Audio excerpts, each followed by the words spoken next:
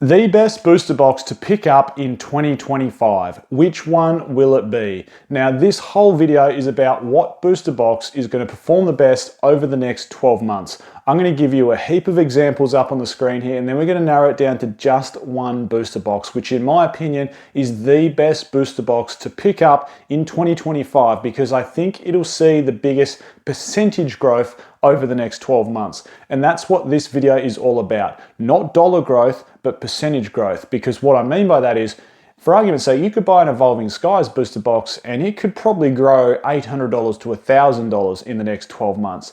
But percentage-wise, it's actually not going, yeah, it's still going up a fair bit, but it's not going up that much. In comparison, you know, you could pick up a more modern Scarlet and Violet booster box for $250 US and it goes to $500 US and it's 2x its money. It's doubled in price, whereas Evolving Skies hasn't. So it's not about how much money you can make off an individual booster box, it's about percentage growth. That's what we're basing this on. Because in reality, you know, you could buy 8 $250 booster boxes for the price of one Evolving Skies booster box. I'm not saying Evolving Skies isn't the answer here, but that's where this equation stems from. It's just based off percentage growth. So here's some examples, right? Could it be Chilling Reign at $411?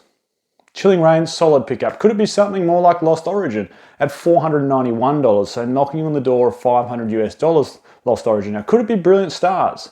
$400, the most expensive trainer gallery out of all Sword and Shield sets. Could it be a Scarlet and Violet set like Paldea Evolved, sitting at $369, which has seen some pretty explosive growth recently? Could it be something like Silver Tempest, the last booster box from Sword and Shield at $360? Twilight Masquerade, the Greninja, awesome card. Also seen some very heavy growth over the last 3 months at $284. Could it be something really modern like Destined Rivals at $263, which is that Team Rocket nostalgia-based booster box set with a beautiful Mewtwo chase card sitting at the top of the tree there? Could it be Surging Sparks, which come out of the gate really hot with a lot of hype around it at $242? Could it be something that's just about to go out of rotation like a Paradox Rift, which seems to be one of those booster boxes that are sneaking under the radar at $215. Pretty cheap booster box compared to a lot of other Scarlet and Violet booster boxes. Could it be something like Battle Styles, which is just looming in the shadows of Sword and Shield alternate art sets, sitting at the bottom of the tree, but it's roughly, you know, just over $200 US? Could it be the big thumping Evolving Skies at $1,929? Does that have room to double over the next 12 months? Could it be something like Fusion Strike, which has proven to be a bit of a outperformer, I guess you'd say. It seems to be ahead of its field. It's sitting at $720 US with the awesome Gengar and Espeon chase cards inside there. Or could it be the one, I know it's a fan favorite of mine, could it be Astral Radiance? Could that see a massive jump up in price from $388 US? There's so many options when it comes to booster boxes and which one could perform the best over the next 12 months. Here's my take on it though. There's so many good options. And look, to be fair, you're probably not going to go wrong with any of those. Keeping in mind, up to Paldean Fates is what goes out of rotation first quarter next year. Or is it March or April? But anyway, it's actually not too far away. Like we're talking 9 months away and all of that first portion of Scarlet and Violet will be out of rotation. We'll be deep into the new Mega Evolution sets and it'll be like, whoa, it'll feel like the first half of Scarlet and Violet is way behind us. So keep in mind, I think there could be some very strong growth on booster boxes still, like Paldea Evolved, Paradox Rift, etc. Now, for me though, the number one booster box over the next 12 months is going to be Lost Origin. You might think that's a little bit left field, but here's my arguments for it. It's well and truly out of rotation. Like well and truly. The chance of Lost Origin ever getting another booster box reprint is so small. If we look at how typically sets have performed, there's always some continuity to it, as long as there's good enough chase cards inside there. And this is what I mean by that. Every Ghost Psychic set always seems to perform well.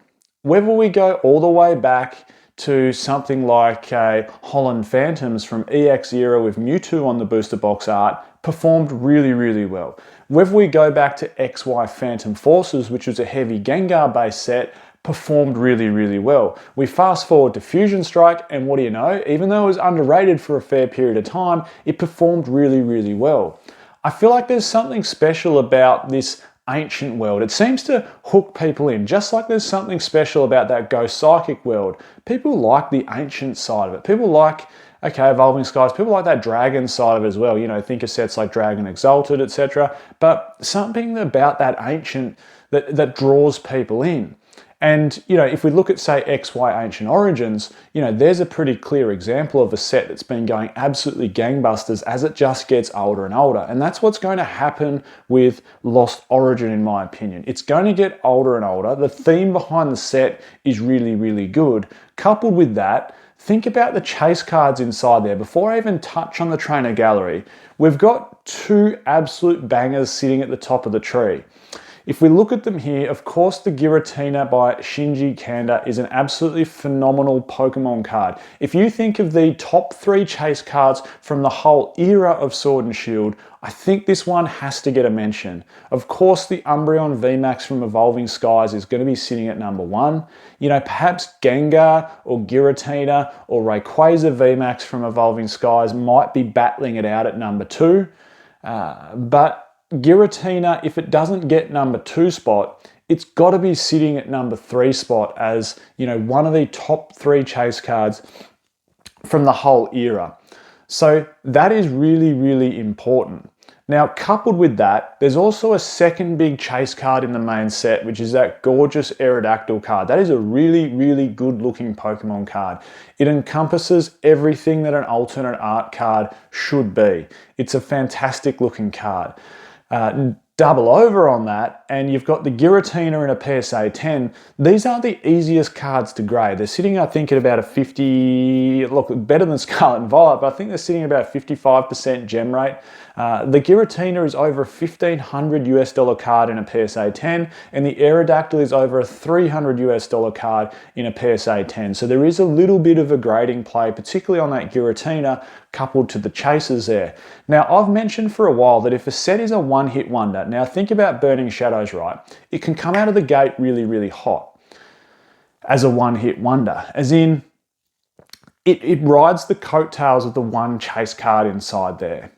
And if there's nothing else there to back it up, it can run out of steam pretty quickly with its pricing, and it won't nudge through that barrier until it gets super old. Like Burning Shadows sat around a $400 to $500 US booster box for a long time. Why?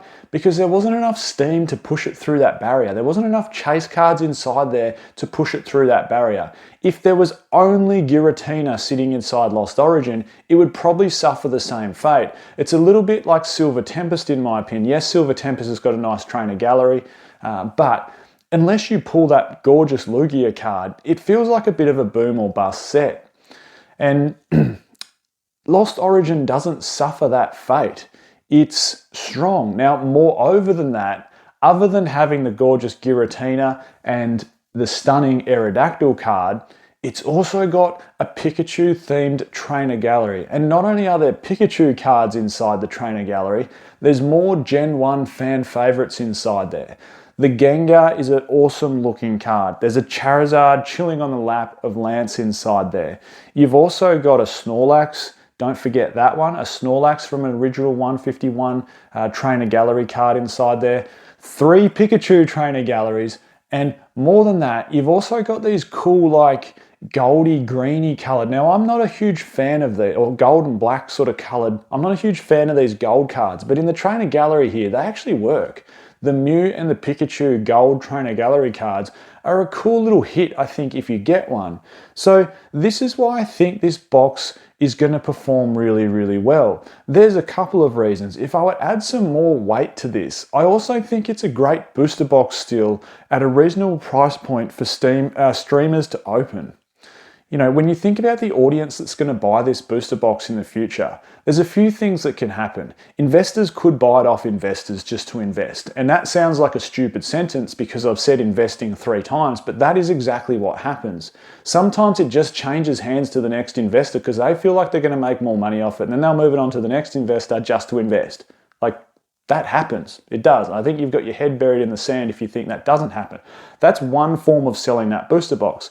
The next form of selling that booster box is to the collector, someone that wants it as a part of their sealed collection. Someone that wants it on display here to say, I've got a Lost Origin booster box on display. Then the third avenue for sale, of course, is someone that's going to open it. Now, that might be someone that just wants to open it and have fun with their friends or by themselves at home and not stream it or care about it. Or it's the person that's going to open it for clicks, views, likes, entertainment, money, whatever the reason might be, whether it's YouTube, whatnot, another streaming service. That's also an avenue for sale. And I think Lost Origin at its current price point and at even more expensive price points still ticks all those boxes. It's incredibly investable where investors will pass it on to investors. It's super good for a collection piece in my opinion.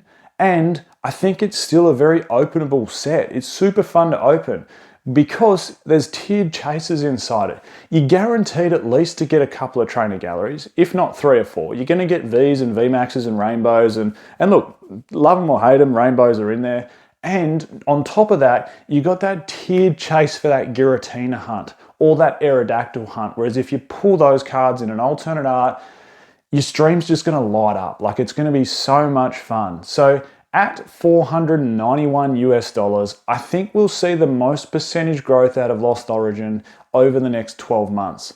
It's currently hit a little bit of a roadblock's not the right word, but if you've listened to this channel for a while, when I talk about booster box growth, as a set starts to go out of rotation, or even before a reprint, if it's a popular set, it'll start sliding up in price. Then maybe a reprint hits and it levels it out, or it maybe drops it down a little bit, and then it's about to go out of rotation, it starts kicking up in price, and then it is out of rotation, and it might have steadied for 3 or 4 months, and then out of rotation, bang, it shoots up in price again. And then it steady, shoots up in price again. And that's the position we're at with Lost Origin right now. Over the last 2 or so months, Lost Origin has really steadied out. It hasn't seen any growth in the last two or so months. And you know what? I think it's about ready to take that next oomph up. At $491 US, I think this will have the biggest percentage growth over the next 12 months. Now, that's not to say that there aren't any other booster boxes in that list that will have awesome percentage growth over the next 12 months. I wouldn't be surprised at $215 if Paradox Rift wasn't an underperformer sitting in there. Like, that seems like a pretty cheap booster box for one that is only 9 months away from going out of rotation. If there's no more reprints of it and it hops out of rotation in 9 months' time, it could get somewhere near the price of an Astral Radiance sort of booster box at that, that $320 to $350 price relatively quickly. Is it going to double in the next 12 months? I'd be very surprised if it does. But that's just one point I'm trying to make to finalize this video. That's not to say those won't go out of rotation. And to finalize the video, of course, big ups to today's video sponsor, the Collector app. This is a fantastic app. There'll be a link in the description to download it. I use it to put in all my sealed and singles collection. If you're on the app, you can scroll down to the creators section and follow my investing and collecting journey down there at PokeOz. And the big thing is though, for a sealed and singles collector now, particularly for me, I talk about this all the time, you can click on set analytics and see the total set value of sets now. This is huge for the future value of sets and sealed product. Moreover than that, there's also awesome pro user benefits on there. You can update your skins and you go into cool giveaways each month. It's just a phenomenal app. So link in the description, download that one.